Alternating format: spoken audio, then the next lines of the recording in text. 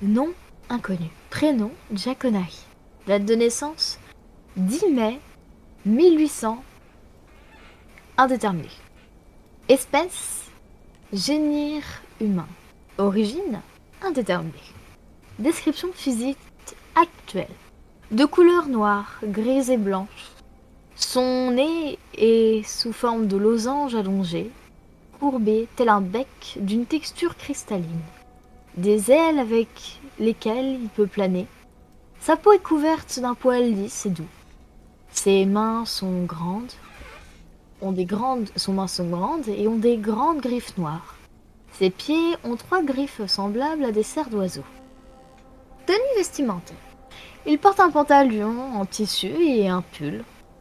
Sur ses épaules se trouve un trompe-l'œil pour cacher ses ailes sous la forme d'une cape. Niveau de criminalité, niveau haut. Particularité, arrive à cohabiter avec tout type d'espèces de creepypasta. Catégorie, Killer Monster. Motivation, l'exploration, le fun et la recherche de son rubis.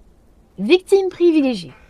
Tout type de personnes, mais il préférera surtout tuer des hommes, mais ne fait pas beaucoup de distinction.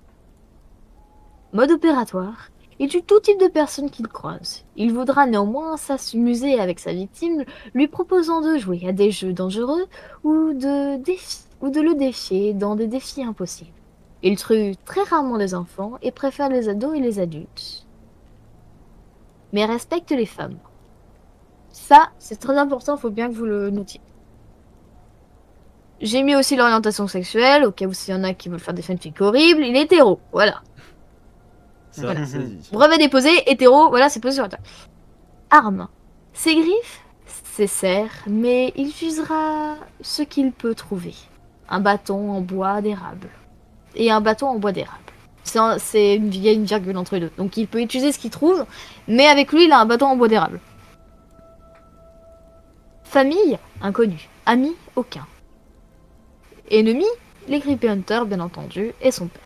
Trait de caractère, très terre-à-terre, joueur, malicieux, manipulateur, perfide, naïf et curieux de tout. Ce qu'il aime, les graines de toutes sortes et de tout type, les bonbons durs et le popcorn.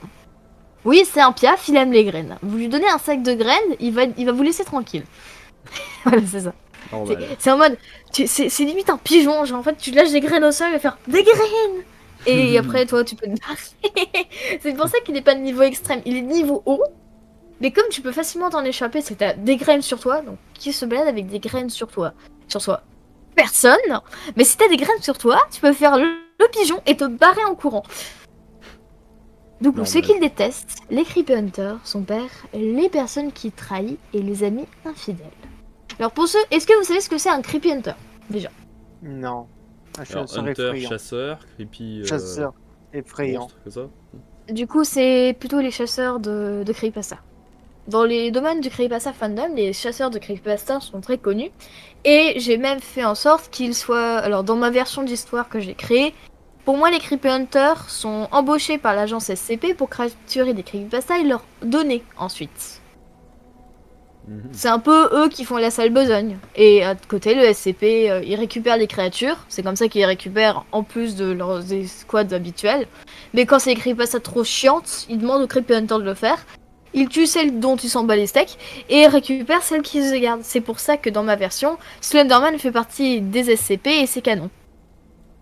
D'accord. De toute façon, de base, il était censé être un SCP, mais il ne l'est plus parce qu'il s'est échappé. Attends. Donc dans ma version, les Creepy Hunters l'avaient attrapé, ils l'avaient donné au SCP, il s'est cassé et personne n'a eu de nouvelles de lui. Raison pour laquelle il est encore considéré comme une creepypasta et non comme un SCP. Voilà, fin de la parenthèse. Retournons à Jaconari. Capacité surnaturelle, créer des illusions et téléporter des personnes dans une dimension de poche qui ressemble à une fat forêt. Pouvoir de morphisme, il peut se métamorphoser en certaines créatures en fonction des graines ou de la viande qu'il mange. Oui, il mange de la viande. Capacité physique. Sous adrénaline, ses capacités sont augmentées. Des griffes acérées, un nez bien solide qui peut casser des noix en un coup comme un bec d'oiseau. Et être anormalement flexible. Capacité mentale. paranoïa, schizophrène. Capacité linguistique, peut parler n'importe quelle langue et la comprendre parfaitement, même s'il l'entend pour la première fois. Donc, si vous êtes français et que vous voulez sortir l'excuse I'm sorry, I don't understand you because I'm a French, et ben lui il va te parler en français couramment, il va faire qu'est-ce que t'as bâtard. Normal. Qu'est-ce que t'as bâtard. Te fous pas de ma gueule. Bon, passons à l'histoire. Jack O'Nary est une peluche qui a pris vie après un fabricant de jouets désirant depuis toujours avoir un enfant et qui a pactisé avec une créature d'un autre monde. Grâce à cela, ce dernier a obtenu le don de donner vie à ses créations, ce qui fait de lui une créature à part entière. Jack O'Nary a été celui qu'il considérait comme son fils de chair et de sang, lui donnant même une partie de son propre cœur au sein d'un médaillon carillon. Entre parenthèses, un médaillon où si l'on tourne la molette, joue la mélodie d'Alouette, combiné à un rubis du monde de la créature ancienne. Jack O'Nary était un être pur et gentil, avec tous, mais aussi beaucoup trop naïf.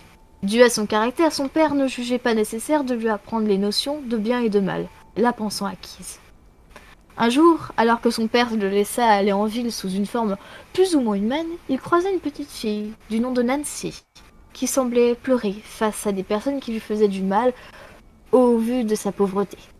Jack O'Nary, attristé, alla l'aider, et la petite se lia d'amitié avec lui depuis ce jour-là.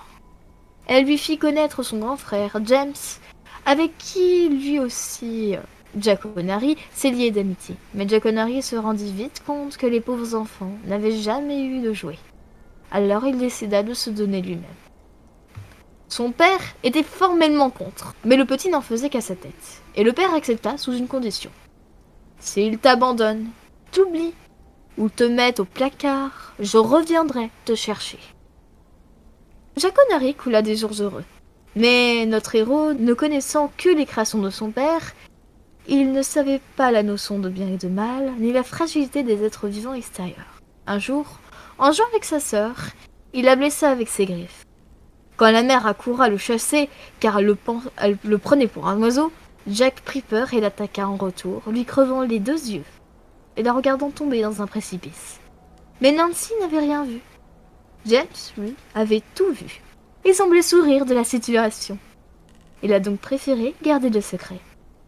De plus, les enfants grandissaient vite, donc moins ils passaient de temps avec lui.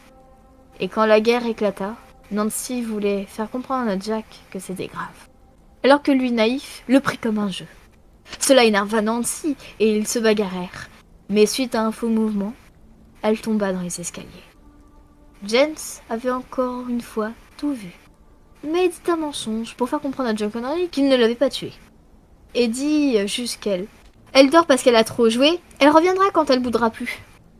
Un peu de temps passait, mais la guerre faisait rage, tellement que James dut partir pour le fuir. Il dit alors à Jack O'Nary, « Ne t'en fais pas, j'en reviendrai. Mais comme ça va prendre du temps, je vais te proposer un jeu. Un jeu pour m'attendre. Mais d'abord, donne-moi ton talisman, lui a dit James. Jack O'Nary accepta et vit le frère le mettre dans un placard bien fermé à clé. Jack O'Nary se sentit mal et devenu rapidement une sorte d'ombre de lui-même. L'armoire semblait le bloquer, mais il pouvait se déplacer à sa guise dans la maison. Le frère dit ensuite « Ne sois visible pour personne et personne ne t'embêtera. Et promis, je reviendrai quand je le pourrai, mon ami. Mais en attendant, attends-moi ici. » Jack acquiesça et l'attendit, mais si ce n'est oublier les contraintes de son père. Alors, au passage, si c'est un peu flou, c'est pas Jack O'Nary qui l'a mis au placard, c'est le talisman qui l'a mis au placard. Je précise, parce que ça peut porter à confusion. Voilà. Comme promis, le père revenu pour le chercher, mais Jack O'Nary refusa. Alors le père Clément partit et fit comprendre que s'il ne revenait pas après la guerre, il retournerait le chercher. Comme Jack a besoin de se nourrir, il avait dans son pendentif une fiole qui se remplissait tous les mois de nutriments régénérants, qui l'aida à survivre. De plus, la maison était mal isolée et les oiseaux venaient y faire leur nid, apportant des graines ou des nutriments qu'ils pouvaient manger. De plus, il adore les graines. La guerre se termina, son ami ne revena pas, et son père revenu une deuxième fois. Mais il eut la même réponse de la part de son fils, qui lui disait que son ami, fini de se préparer, reviendrait quand il pourrait, dans pas longtemps. Le père, méfiant, laissait son fils et partit enquêter sur James, promettant de revenir s'il avait la preuve que son ami l'avait oublié et abandonné. Cela dura 1 an et au final, après une longue période d'enquête, le père revenu, car il avait appris que son ami l'avait ouvertement, volontairement abandonné et qu'il le détestait. Jack Connery ne l'entendit pas d'une bonne oreille et une dispute violente éclata. Le père se sentit brisé et trahi et prit une décision terrible. « Comme tu refuses mon aide, voici les récoltes de tes sèmes. » Il prit le talisman et en retira le rubis qui s'y trouvait, retirant automatiquement les couleurs de Jack Connery et certaines de ses capacités, comme celle de pouvoir voler. Ce qui créa le sentiment d'être brisé. Le père éclata ensuite le rubis au sol, qui disparut en un instant. Et ils ne se sont jamais revus. Jack attendit donc, encore, et encore, durant 20 longues années durantes. Et puis un jour, James revenu, enfin dans son ancienne maison, mais il était différent. Jack Connery le reconnut, car il le connaissait bien, mais son ami était masqué d'un masque de la peste, tenant un homme dans sa main qui hurlait. Jack Connery eut un flash en voyant la scène de tout en entendant son ami dire « Hé, la mort est un cadeau. Et Jack l'a donné à ma sœur, ma mère, et je vais le donner à d'autres à mon tour. Comme l'a fait l'être que je hais le plus au monde. Ce faux ami qui se croyait égal à un humain, alors que ce n'est qu'un objet bon à rien. » Jack Connery comprit enfin alors que le sens de tout cela est qu'il avait tué une personne qu'il aimait. Pris d'une vengeance insoutenable d'avoir été trahi, manipulé, traîné dans la boue, et que à cause de lui, sa famille l'a abandonné, il péta un câble. Mais avant d'aller trop vite en besogne, il voulut tester son ami.